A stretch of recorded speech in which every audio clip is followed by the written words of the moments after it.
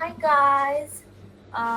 Before we start, you can open camera. Can we start now? Yes, I guess. Thank you. Okay. Hi guys. I'm sorry. Hi. Wow. So I a little bit nervous. Yeah. Um,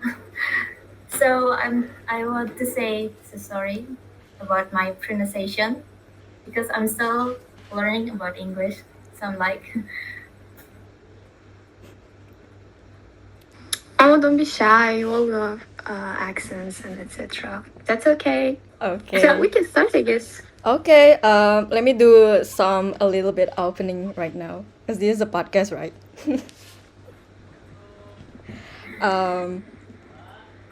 Hello, guys. Welcome to Procast, the podcast where we explore various perspectives and insights from students around the world. I'm Mutia Konita, your host today, and I'm excited to be here uh, with my co-host Aulia Kartika Dewi.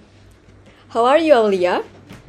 hi everyone. I'm great. I'm Alia, and actually you can call me Tika. I'm the co-host for today's episode. And before the Google Meet, I a little bit learning about the greetings in Kazakhs. I want to say, Salamit Sispia. That's Ah, right. Yes. oh, Good, Okay. actually. Okay. Thank you so much for tuning in. We are really excited to have a very special guest with us today from Kazakhstan. yes, joining. She joining us today. Her name is Zora, a student from Kazakhstan. Zora, we would love you for you to introduce sh- Okay. to So introduce hello yourself guys. first. My name. Yeah, Ah, sorry. okay. Sorry. So hello. My full name is Konskara Jabanish, but you can call me Zora. Yeah. I'm actually a student in Archeological Pedagogical Institute named after Abray Altansarin in Educational Program English. Uh-huh. I'm an English teacher at the Okay. third course. It's nice to meet you. Nice to meet you too. Can I introduce myself too? Okay. You can call me Mutia. Just call me Mut. It sounds like you say Mood. Mood. Yeah, just say that. Mood. Okay.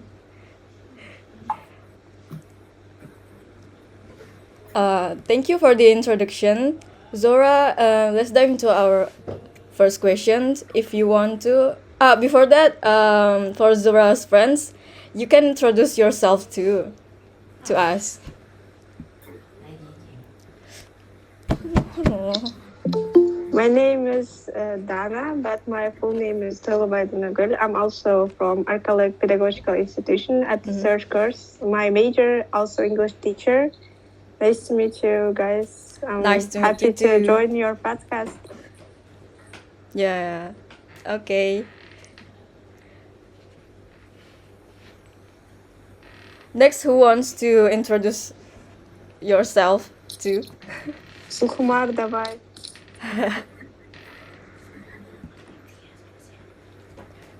Hi everyone, my name is Zulia. Nice to meet you.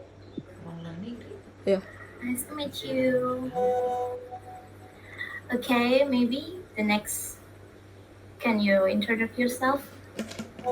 Назла, ты должна микрофон включить. Hi everyone, my name is Magla.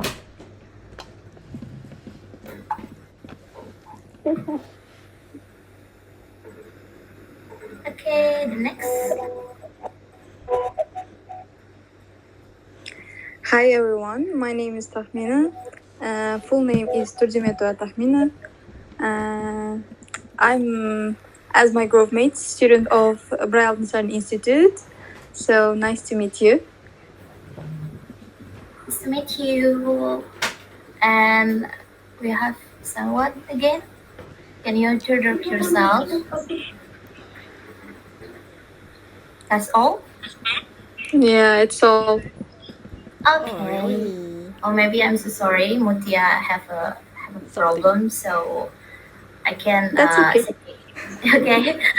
Thank you for the introduction. Let's dive into our first question. Maybe we have our member in the pro knowledge. We have all question for you because we're really interesting about the study abroad, especially in Kazakhstan because Mr. Saidi going to there and he is always take of videos, photo, and send in our group. And oh my god, it's really nice. I really want to go into over there. So okay, and maybe before that, I'm always watch in the TikTok how in the Kazakhstan country, and I'm really interesting going and visiting to internet university and get more new friends. Okay, the first, could you tell us about the official language spoken in your university that your college use Kazakhs, English, or both? Go ahead. Okay. Okay. In our country, the official language is obviously Kazakh, but also some government can use Russian also.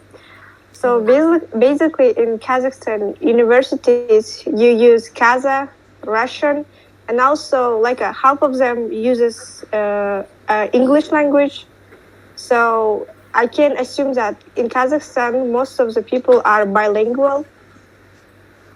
Oh, okay. Same here too. But in Indonesia we get like it. There's no many people speak English right here. So yeah.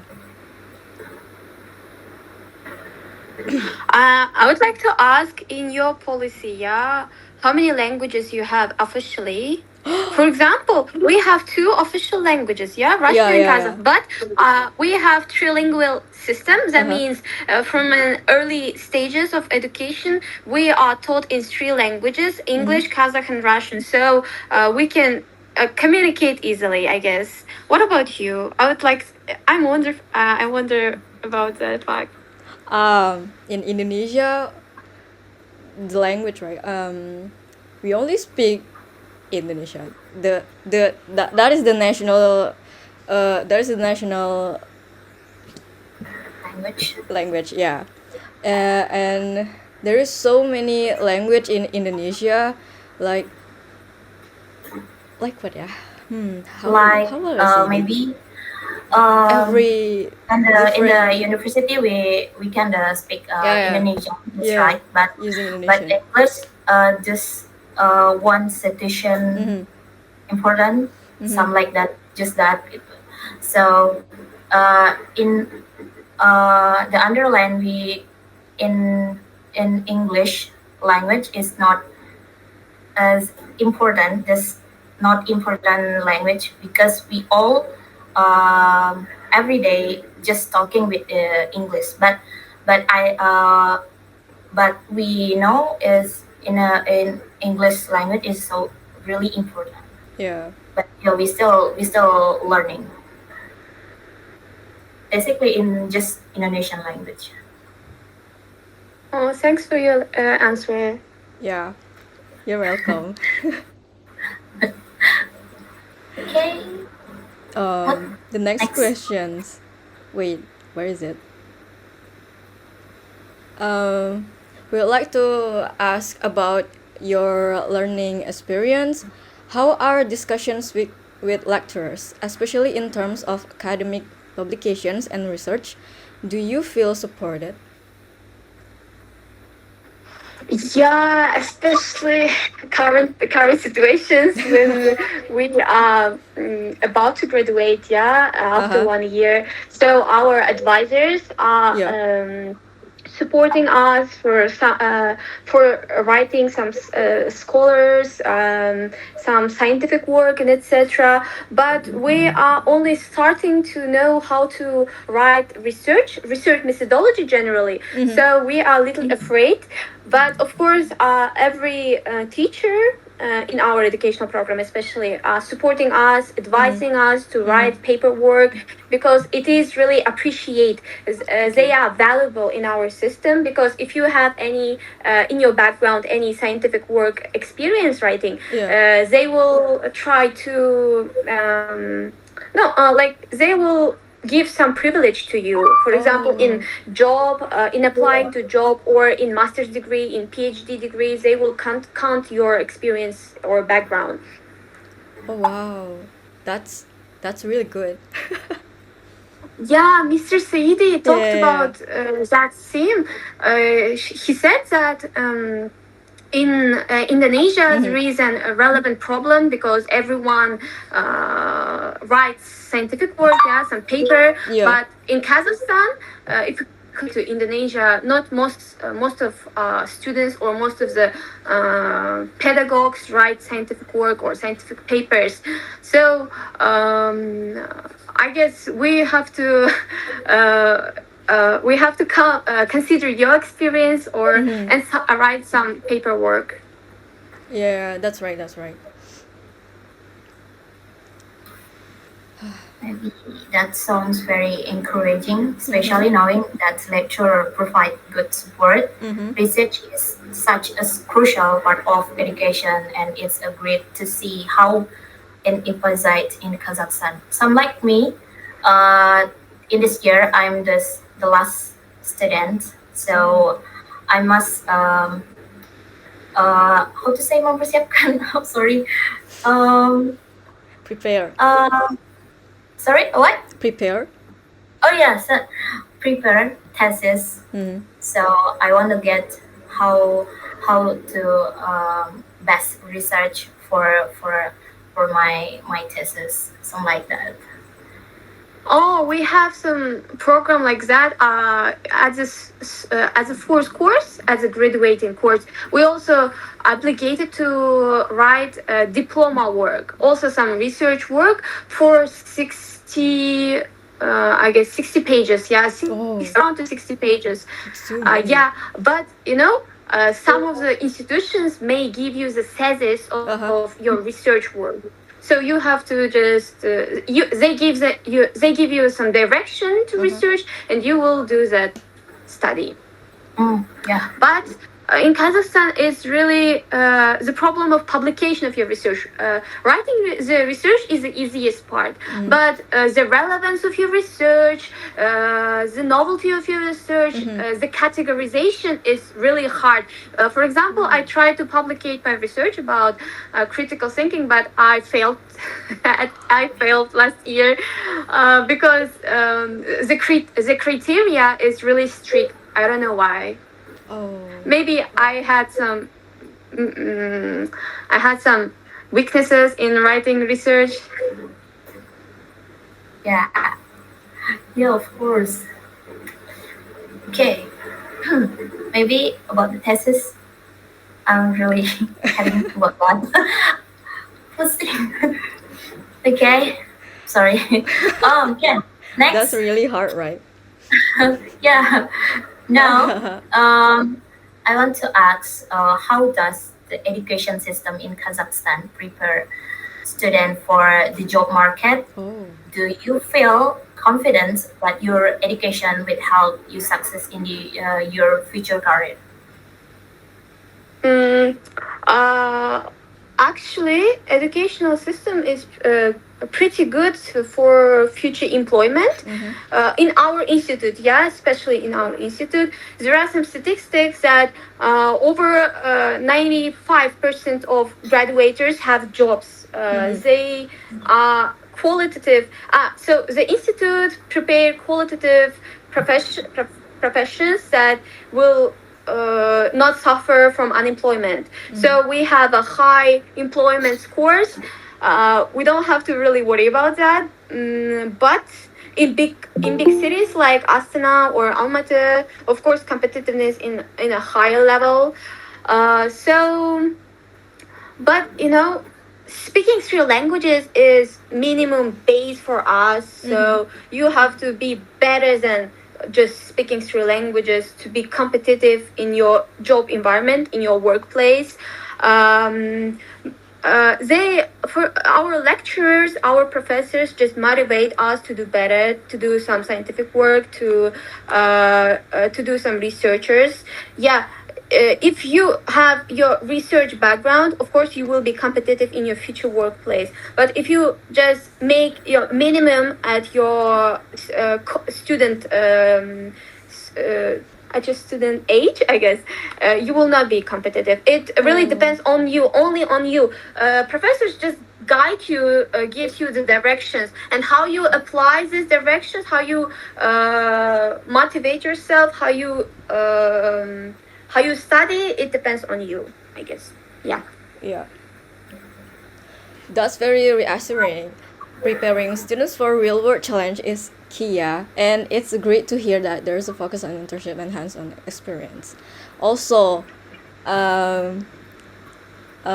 maybe this is different from the topic. I see a lot of American people, American teenager, they start working part-time, like they want to have have their own salary. Extra money. Yeah, and their own salary.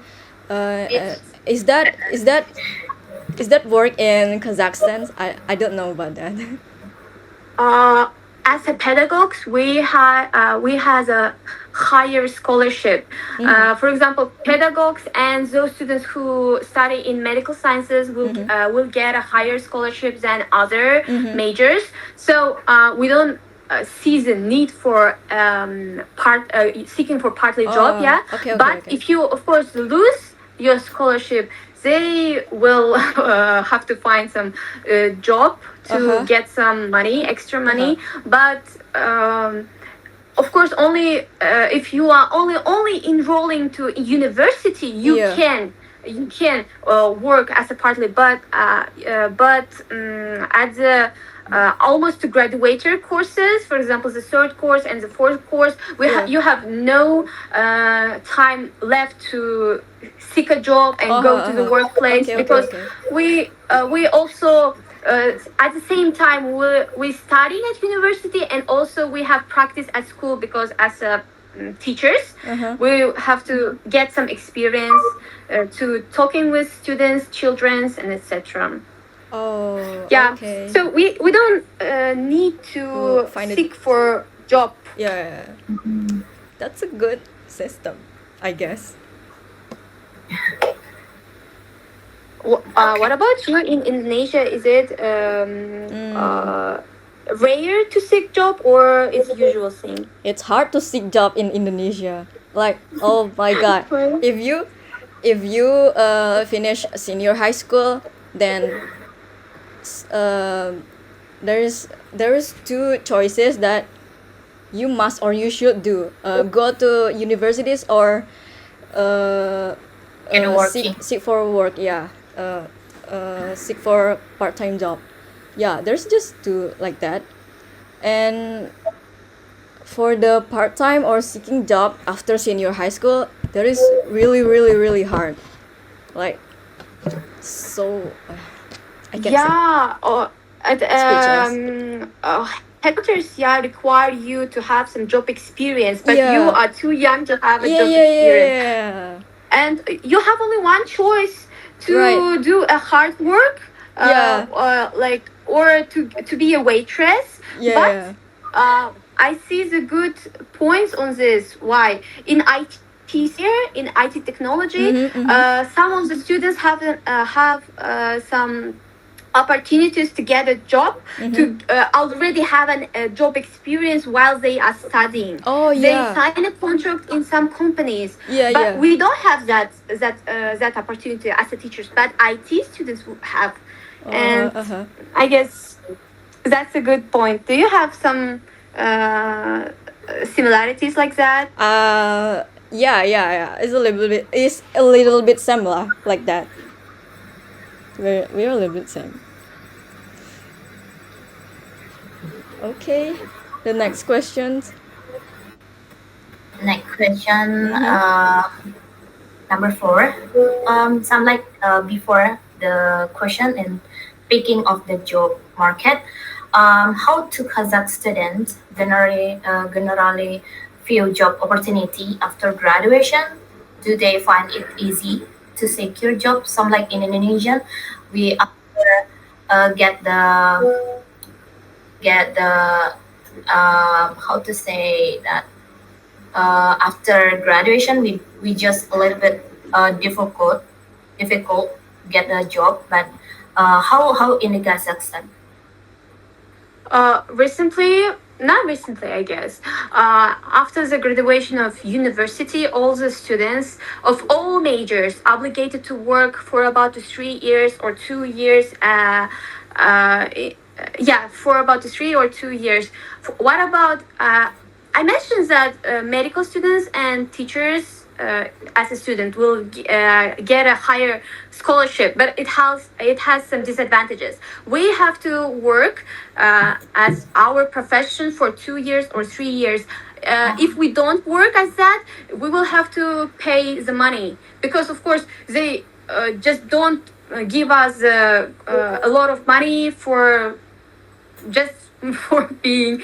So I guess they why do they make some like such program like that?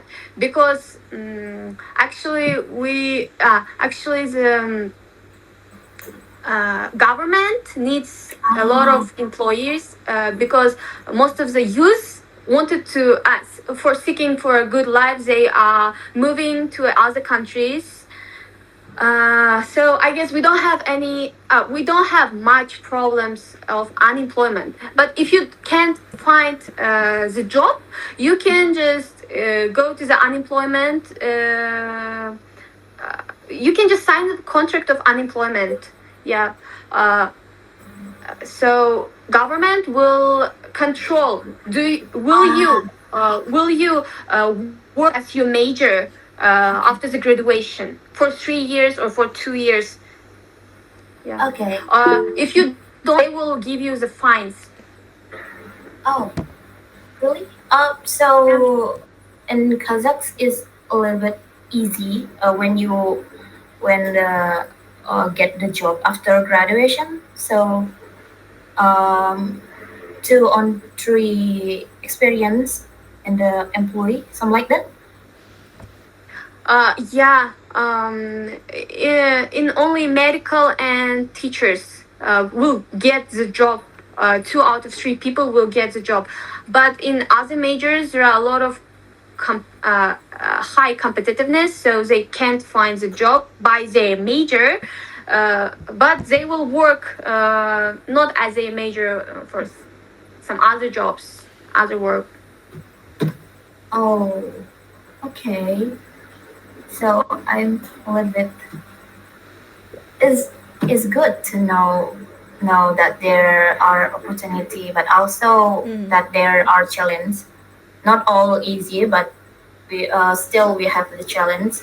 So because job is security is a concern everywhere, that is helpful to hear how student is navigating in this Kazakhstan, something like that, right? Yeah. Okay. Maybe Okay. next one. Next questions. We're curious about the Muslim community in Kazakhstan. Are the majority of students at your university Muslims? And in Kazakhstan, a good option for Muslim students seeking higher educations or not? Your friend can answer the questions too. Okay, I'm gonna answer. Okay. In Kazakhstan, 70% of population are basically Muslim, Oh. but they are not practicing like Indonesian population. Just they don't religious person, but they assume that they are Muslim. You know, some like European countries, they are Christian, but they don't go to church, but they assume they are Christian. In Kazakhstan, it's work like that. We can drink alcohol, we can smoke, but they can assume they are Muslim. Do you understand my point? Oh, yeah, I know. Okay, Yeah. okay.